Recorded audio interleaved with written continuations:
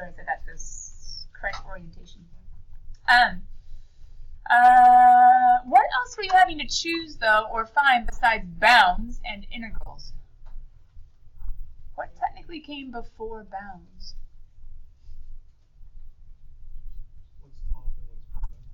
Or, aka, what's the very first thing you have to realize is orientation. Because your bounds, are you looking for the x's or the y's? You're looking for the left, right, or the top, bottom, right? So technically, especially in these graph ones, you're having to think about orientation as to which one was appropriate. For instance, did I give you guys number 4? Yeah, I did. Is top minus bottom possible from the picture alone? Is top minus bottom possible from the picture alone?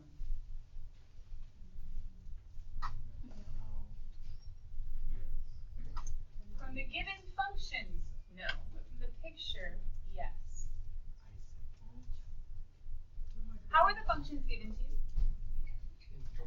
In terms of y. If it was a top-bottom picture, what would you need the function in terms of? How do you get a function in terms of y in terms of x? Solve for y. How do you solve for y? Okay. Solving for y would be ridiculous, if not impossible. So pause. Ignore the given functions. What if the functions weren't given to you in terms of y? What if they were given to you in terms of x and you couldn't get them in terms of y? That's why I said looking only at the graph. Sneaky, sneaky, sneaky. Something going on back there, YouTube. Anyway. Oh no, I just saw a hand very slyly moving away from the phone. Anyway. I don't usually judge, but when you look sneaky, how can I help but not call it out? Anyway. They're cute, they're cute. Come back. Everything's fine. Oh! Troublemakers. Look at that. All right. Eric and Sam and whoever else. Oh, that's been on the floor for a while. I don't know why it's on the floor. It's okay. It was probably honors pre-count. I'll get it eventually. Okay, thank you. I appreciate it. So question. What if this was in terms of x and what if this was in terms of x? So your hand was forced to do top minus bottom.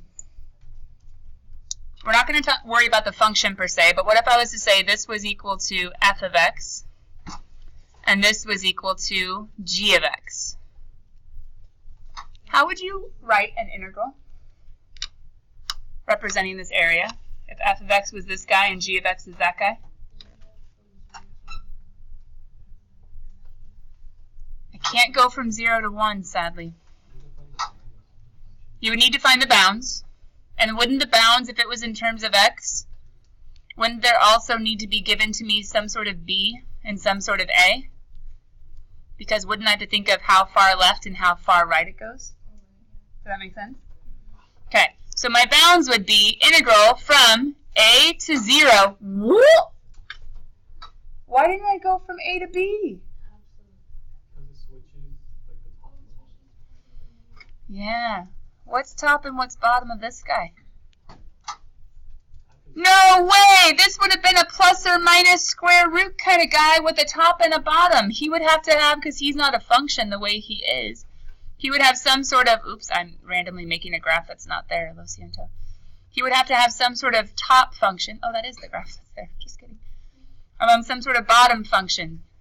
So it would end up actually being the positive minus the negative, which would be a double of a square root, because, guys, it's just a sideways parabola.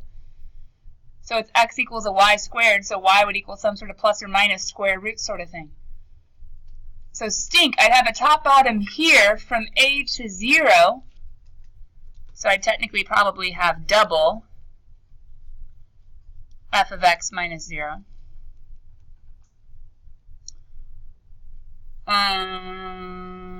And then plus. What would I have next? What are my bounds? From 0 to 2-ish. We'll just say b because I'm not exactly sure what that is. I don't think they mark it. So from 0 to b, so I've already gotten from a to 0, and then from 0 to b, who would be my top? Ah, he's like a plus or minus square root 2. Huh. Can you only do 2 times f of x if the parabola is like halfway in between 0 and 1? Well, think of it this way. You're going to have some sort of positive square root and some sort of negative square root with some sort of transformations in between that have shifted you up and over. Or I should say left and up. So what I'm saying is when you do, I just moved it. I didn't mean to. I apologize. There you go. When you have a positive square rootish minus a negative square rootish, that positive f of x minus that negative f of x is going to end up doubling. Now the way it looks, you're seeing it being centered around the origin, but the transformations are going to be occurring under the square root, which has that transformation where it needs to be. Does that kind of make sense? So I'm not saying there's symmetry. I'm not saying there's symmetry in the sense of even or odd with respect to the origin. What I'm saying is I'd have some sort of positive square root minus a negative square root, which would end up being a double of that square root. And that's going to end up being the same thing here. So it's not your normal odd or even symmetry. Instead, it's kind of looking ahead to what type of function this would be. They would be the exact same things, but like with a positive root and a negative root. So I'd have my g of x. But Ryan, like the way this specific one is written, like it's impossible because I can't actually get y by itself.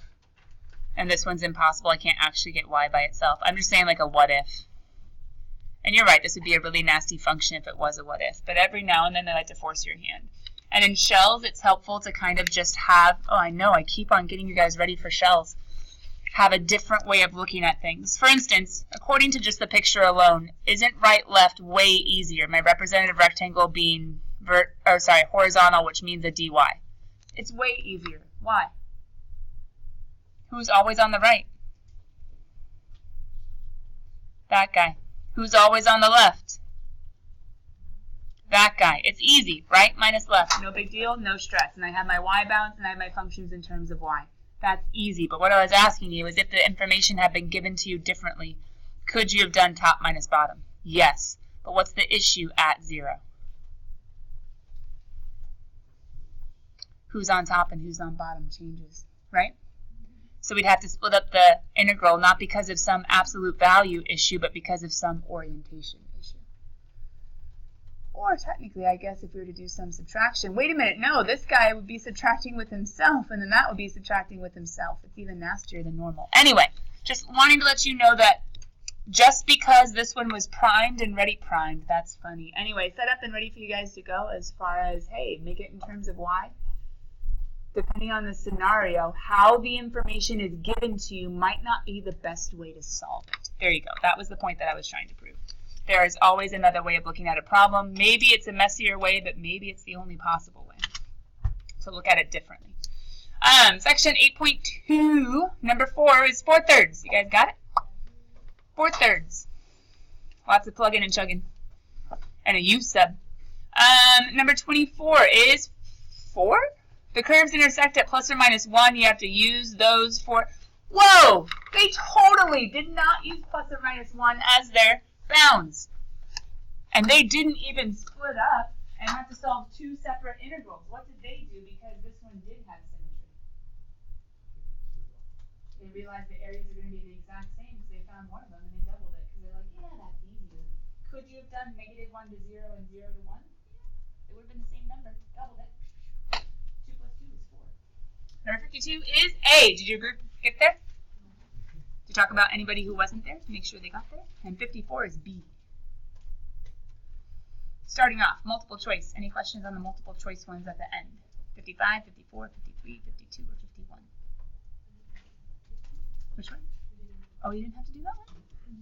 Was that a multiple choice or was it not? Oh, gotcha. My bad, I counted off too many. Okay, any other questions in homework before the 50s? Which one?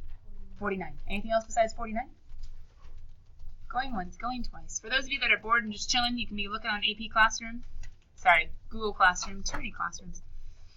To see what comes next. I have a few people that were a little bit confused. Oh, no. Oh, I'm in it right now. Sorry, I forgot. That were confused about the Chapter 7 AP packet or the Chapter 7 test bonus practice test. There is an AP classroom assignment. If you haven't done it, I believe it's due by the end of today, isn't it?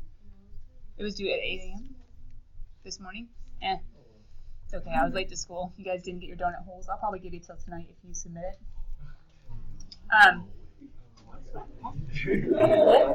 Oh, do you not want me to? Okay, never mind. No extension. Oh, hi. There we go. All right. Are we doing that whole like biblical thing about how the people that got hired early got as much money as the people that got hired later, and so the people that got hired early and did the job that they were said to do were jealous?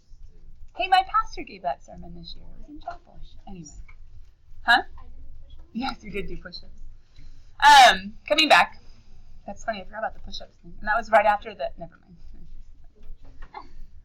There's something about push-ups and how you're not supposed to ask people to do them, and I don't know, something. Our world is a weird place. The thing that people were confused about was the Chapter 7 AP, because you guys maybe are used to turning in things like that, but it was a Google Classroom assignment. So come talk to me if it's something where you're like, I'm so sorry, I had that. Because the answer key was online, you were supposed to grade that and submit that. It was a couple things, just, what am I trying to say? Like residual left over, but I don't know how to make that into a verb. Anyway, a couple residual things from Thanksgiving break that you guys were given extensions on. But we're in chapter 8, and that's where we need to go, is to volumes today. Starting on, discs and washers. Tomorrow will be shells, but we do need to talk about really quickly number 49. If anybody else has a question, have it ready by the time I finish 49, or else forever hold your peace, or unless you come in to get a stamp. I apologize for, well, I don't know if I can apologize for it. I wasn't the one that got in an accident, but I'm sorry for the lack of donut holes that you guys were able to have because I didn't protect them enough from all the hooligans. But I'm alive. To be honest, I think most of the kids that got the initial box of donut holes were calculus kids. Period 1 and then period 6 came like, there are holes, there are donut holes. And then they gave a few to algebra kids. I'm not really sure why, but technically they got them and handed them off. I didn't let the algebra kids have them. There's a little bit of a sleight of hand going on.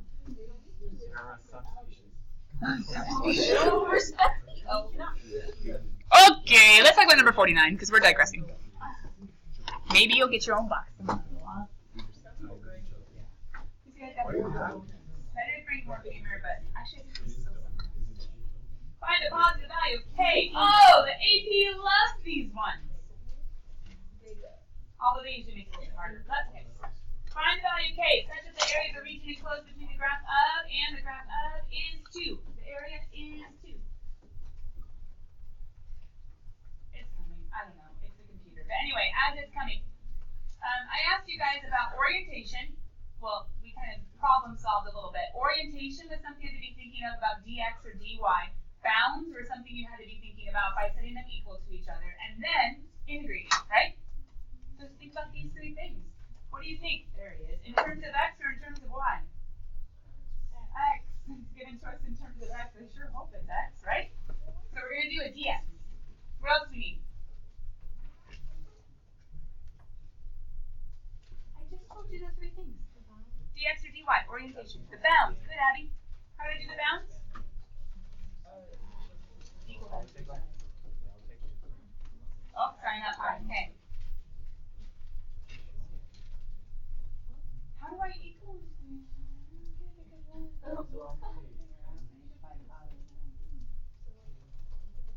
And I could get my little like k cosine of x minus kx squared. Oh, yeah. What if we just divide both sides by k? Does he actually matter? Nope. Oh! In the integral, can't I just pull k out? Oh! So wait, isn't cosine x and x squared 2 things that I can actually like graph? Look, it's a decimal. It's a calculator problem. If it wasn't a calculator problem, you're right. We'd be screwed. So, okay, what if it's a calculator problem? Someone walk me through their solution of k, getting the 1.8269. I mean, you already know it's right, but why or how? What's your argument for how you got there? Or what's the process? Huh? Oh, good. Help us out. You can graph them both in what mode? Because it's free and it's calculus. That was a joke. Well, I'm not sure that would have messed you up if you weren't looking for it. But radian. And then looking for intersections. Which intersections? Probably the ones as close to 0, 0 as possible, right? And a parabola, isn't there only so much that cosine can intersect it because cosine goes doing its thing and parabolas go doing its thing, right? Okay. So there's not going to be tons of intersections. And the intersections that you find, can't you stow them away as A and as B? True. And then once you stow intersection A and stow intersection B, can't you just find the integral itself? And can't you do 2 divided by that and that's going to equal K? Use that calculator, it's a great tool. Does that make sense? So long story short, I mean, I can't do it perfectly because I don't have all decimals in my head, but you're going to have your cosine doing this sort of thing and this sort of thing. So if you just find that A and if you just find that B, or if you want, I guess you could go from 0 to B and then double it. I guess you could do that too. Your cosine's on top, your x squared is on bottom. Otherwise, you could throw in an absolute value and your calculator will do it for you as far as if you were to accidentally switch something.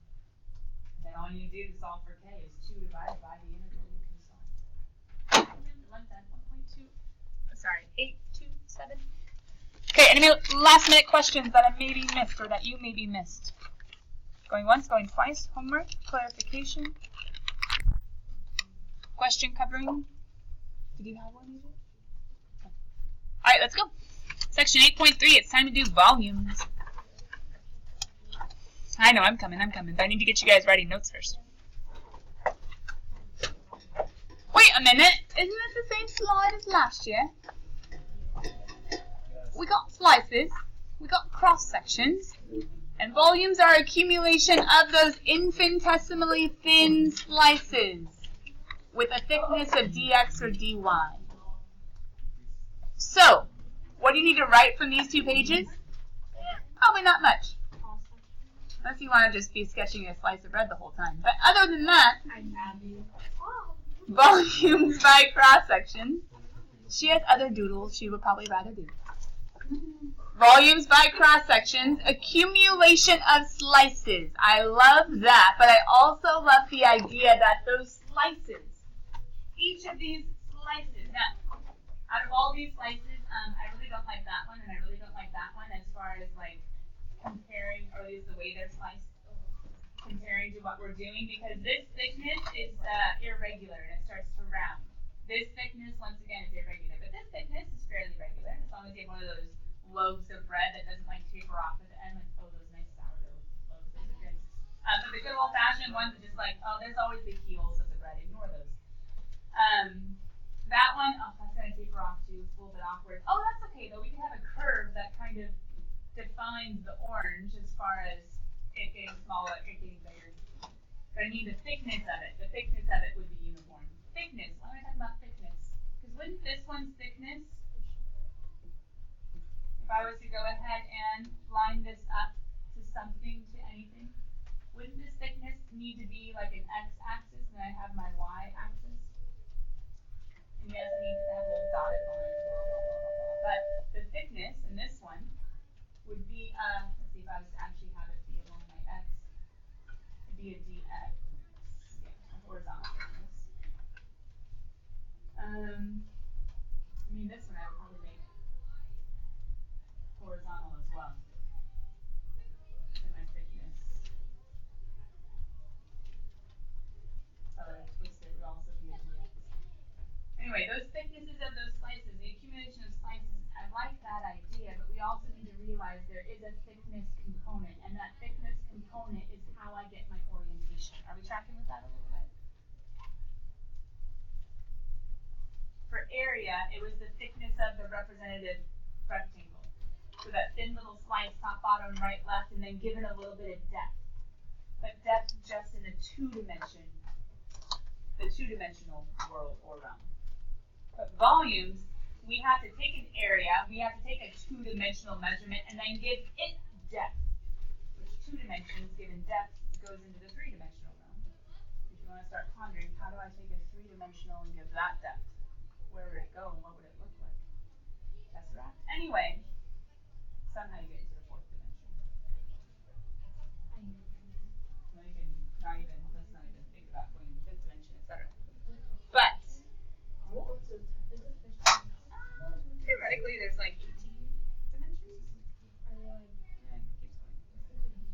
Just look up string theory. You can get lost for the rest of your lifetime. Anyway, it's a bit disturbing. Parallel universes and all that sort of jazz. But what do I think is even more important than accumulation of slices and thicknesses from these two pages? I don't necessarily need you guys to do tons and tons and tons here, but do you realize that right now each of these are just representative two-dimensional slices? Do you see thickness? Me either. Do you see thickness? Me either. Do you see thickness? Me either. So what do you need to think about? Whether or not you want to draw it, we need to think about each of these having some sort of thickness, and that thickness is what tells us, oh, hey, yeah, A of X, A of X. Who's A? No accumulation. Area of the two-dimensional surface, right? Volume says, give me the area. Get it all oriented with a thickness.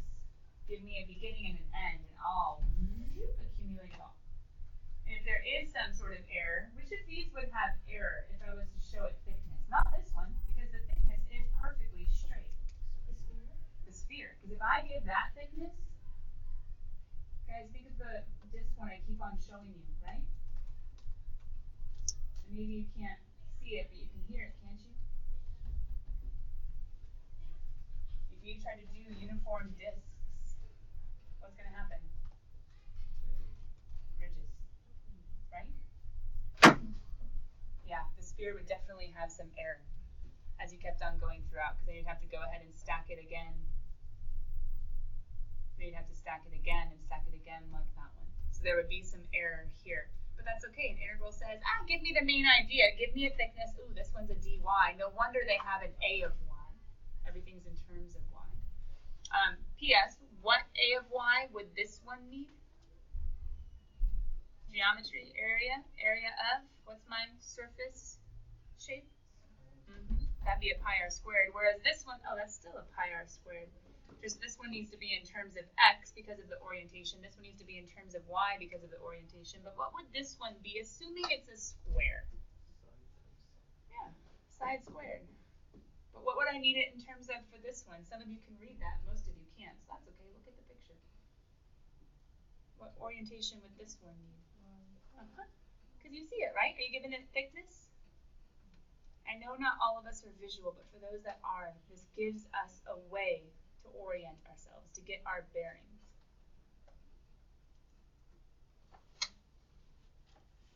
Yeah, I don't know why that took me so long. Sorry. I think I was thinking of honors pre-cal and how we went over bearings, and then I was going to go off on a tangent. But I didn't. Anyway. So many things that have meaning once you learn calculus. Anyway. What are they? What? What are the tick marks? Did we do that? I'm pretty sure I did. What are we even talking about right now? I should stop listening to this conversation. Anyway, a of x or a of y.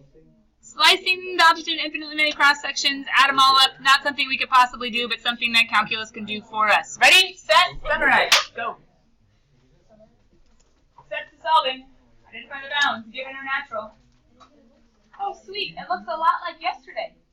But what's different? Determine the slice. Or otherwise, it's in x, or it's in y, it's given, or I need to find it with intersections. And then integrate and solve.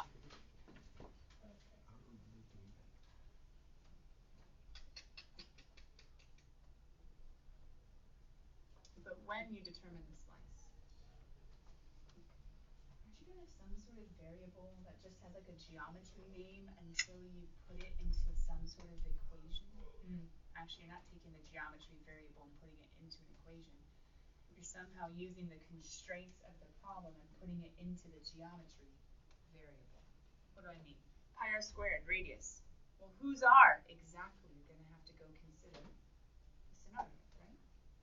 Area of a square, side squared. Well, whose side? You're going to have to go get that side in terms of x or in terms of y, depending on the scenario. Here's a really hard one. Rectangle, length times width. Oh no, I have two. Plug in a function, but the function is only going to be able to be one dimension unless they've defined the other variable with a function or with a constant that I could use.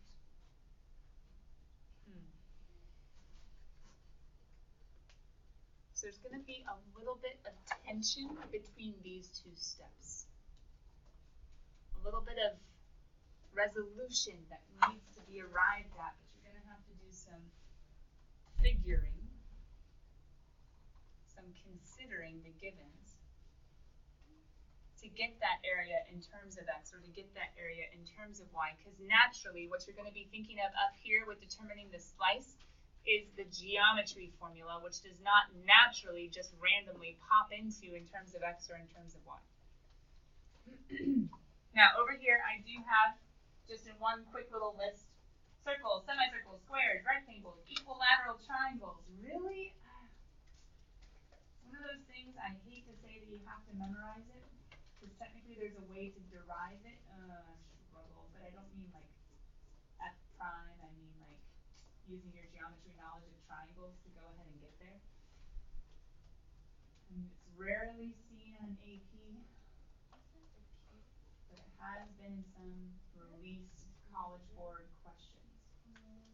Equilateral triangles is the one that you're probably least familiar with, which is square root of 3 over, I believe, 4s squared. If anybody wants to play with the geometry of an equilateral triangle, s being the side, you can see if I'm right. P.S. You have to use the idea of 45, 45, 45, cutting down a perpendicular bisector and thinking of relationships like 1, 1, root 2 from geometry. But I'm pretty sure that's it. Everything else, circles, pi r squared, semicircles, 1/2 pi r squared.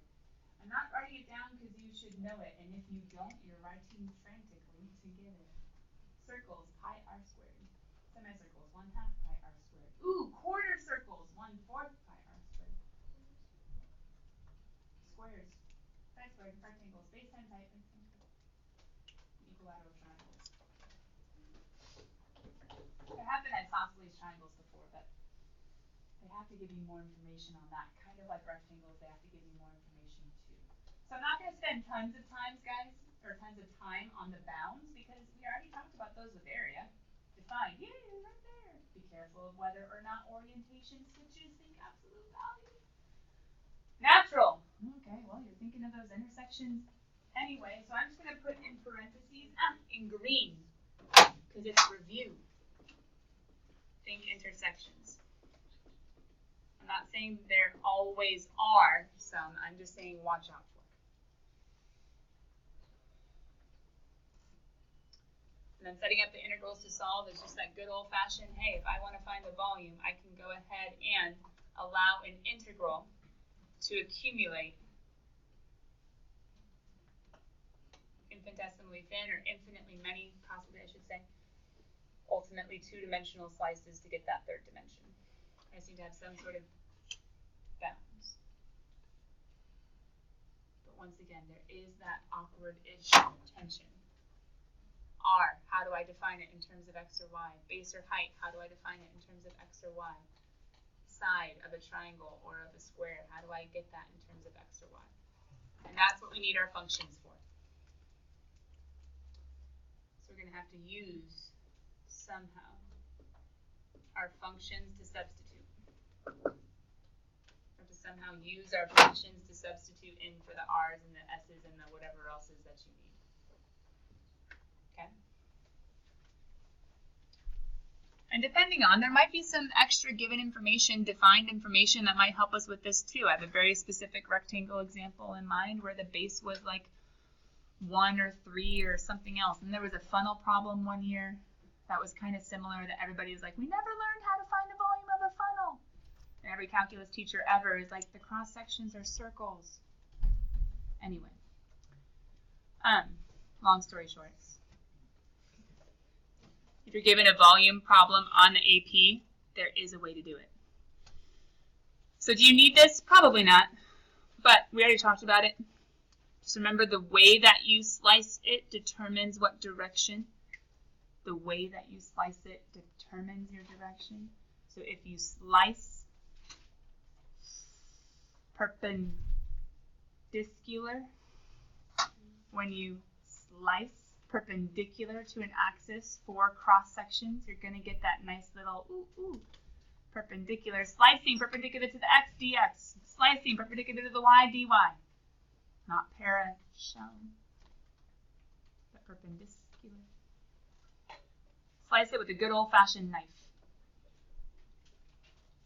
Slice it with a good old-fashioned knife. You're slicing straight down. Shells are more like you have, oh, there's a drill bit. Is it for a rotary tool? I think it's for a rotary. You can have the drill bit with like a saw blade that's in like a conical shape, and that saw blade can like go straight into. Has anybody ever used one of those, or their dad had one of those? I think so. What I'm talking about? It's like a. I have nothing in my room that actually looks like that. Anyway, but it has like ridges because it's a saw blade, and then you put it on a rotary tool, and it's like you can take out a cylinder. Anyway, that's kind of what shells is. You're just taking those out and getting smaller and smaller and smaller. But anyway, definitely not like a good old-fashioned knife cut. Very different for pear shell. Yes, I know. I keep on talking about pear shell. So there's our forever card from last year. Here's our books way from this year, just in case it changes anything for you or illuminates anything for you. Anyway, sketch the solid. It's not always very possible to do. And some of us yesterday realized that we'd much rather just try to plug into a formula and hopefully figure it out from how the functions are behaving. But we also looked at every now and then a picture could be quite enlightening. So our book says to sketch it. I'm saying it's not always necessary, but at least some sort of sketch of at least whatever's being revolved or rotated or being popped up out of would probably be helpful, especially for the dx or dy part. Find a formula for, oh, we already talked about that. Find the limits of, yeah, the bounds, got it. Integrate, duh. Okay. Is our book really that enlightening? I don't know. It's about the same. So, ready, set. Have some fun. I've even drawn you a picture. But there's a y equals 3x plus 1 that's forming the bottom boundary with the x-axis of a solid, a figure, being generated by cross sections of semicircles perpendicular, dicular to the x-axis. P.S. The shape and the volume are almost always different if you orient it the other direction. A sphere is the one. Oh, I should have asked you. A sphere is the one exception.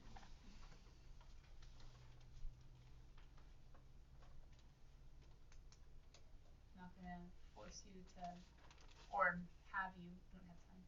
You to go in your groups and work it out, and me to go ahead and check. So I'm just giving you like a 30-second head start to see how would you plug in the information, given that volumes are found from integrals of areas of slices in terms of x or y as dictated by the givens in the problem. Or maybe the constraints.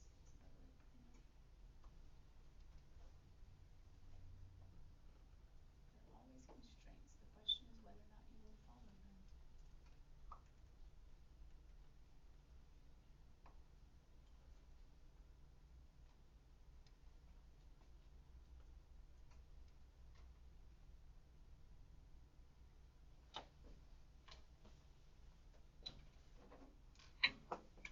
Just because I'm one of those visual people.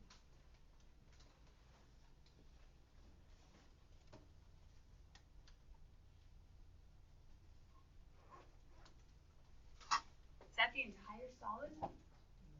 One little representative slice, right?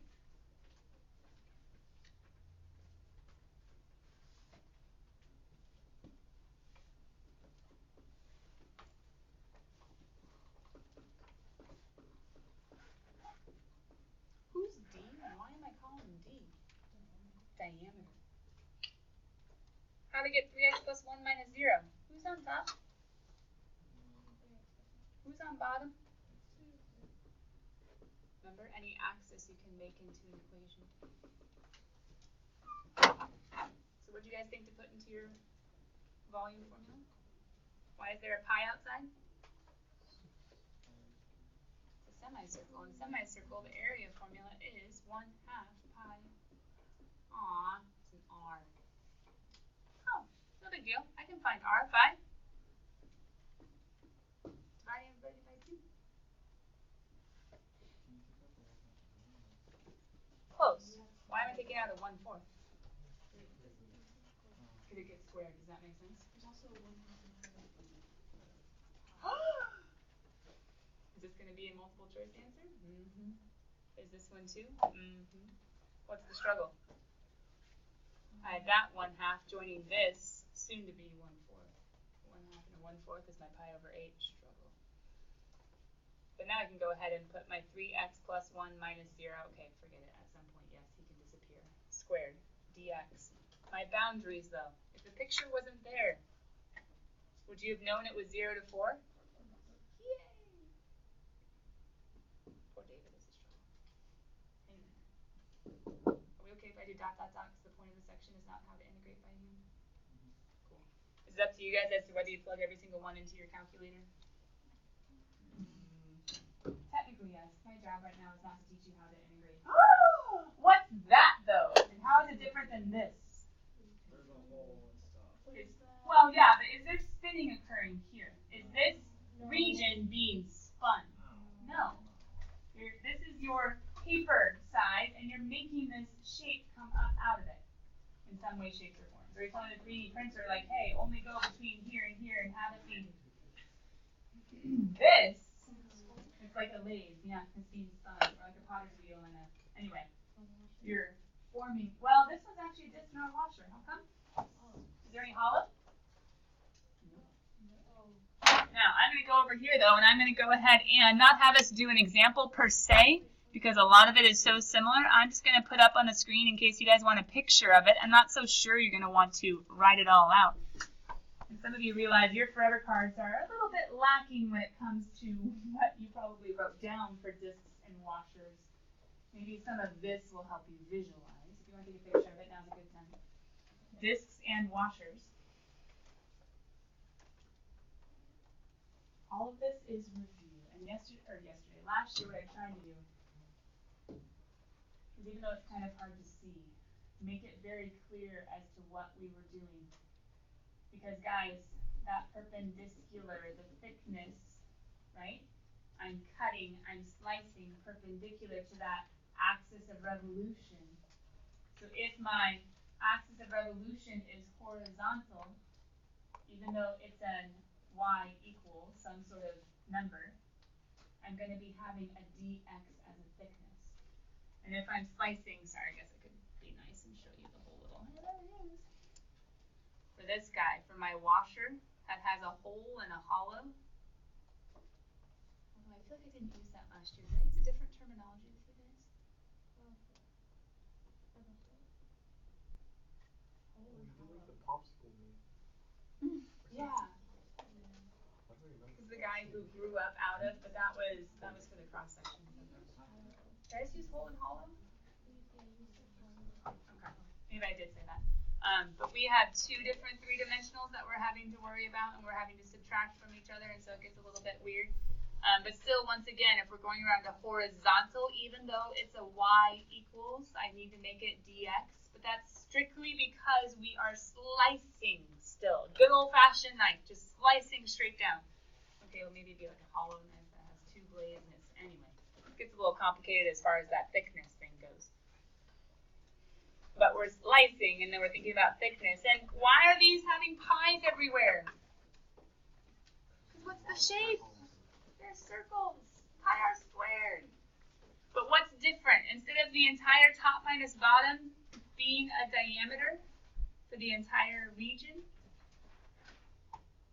remember, you have to think about outer. Oh, that's what I used. Outermost? Yeah, there it is.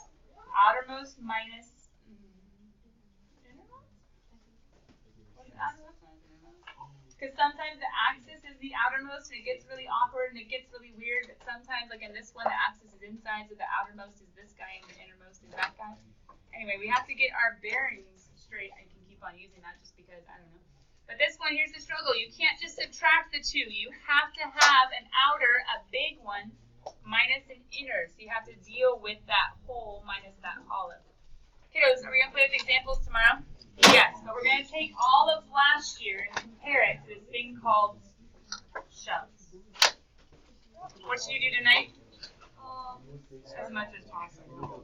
As much as possible.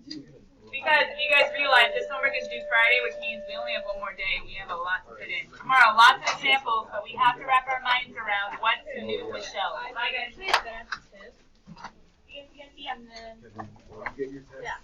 Yeah, staff appreciation. I won't be in here today during lunch. Oh, we right. Oh, okay. Huh.